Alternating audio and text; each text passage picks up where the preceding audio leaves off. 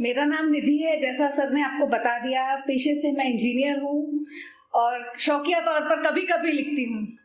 तो जैसा एक हम सबकी जिंदगी में एक वक्त होता है बचपन, जिसको हम कभी नहीं भूल सकते, और हमारी एज ग्रुप वालों का तो लगभग एक जैसा होता है सबका। और जब भी हम उस टाइम की बात करते हैं, जैसे अभी हम सब लगभग बहुत लोग ऐसे हैं जो घर से बाहर रहते हैं, कोई नौकरी की मजबूरियों से, कोई पढ़ाई की मजबूरियों से, लेकिन जब हम उस टाइम को याद करते हैं तो सबकी यादें लगभग एक जैसी होती हैं।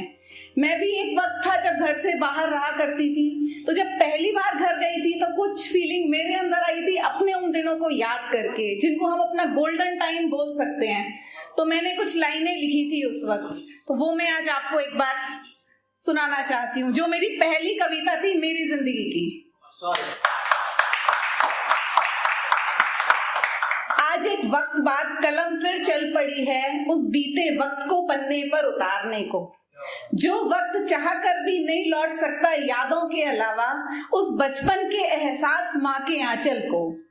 आज एक अरसे बाद मन चला है फिर उसी आंगन में, जहां बिना किसी का हाथ थामे हम डरते थे बाहर जाने को।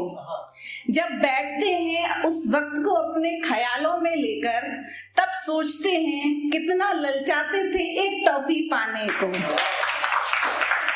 वो दादी नानी की कहानियां आज भी मन में जिंदा हैं, जिनमें दिल उड़ता था उसी दुनिया में जाने को।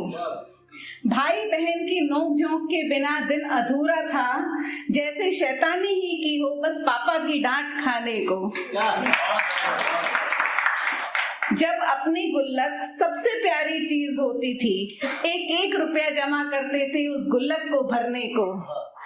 रूठ कर बैठ जाया करते थे सबसे जब, और चुपके चुपके देखते थे कौन आ रहा है हमें मनाने को।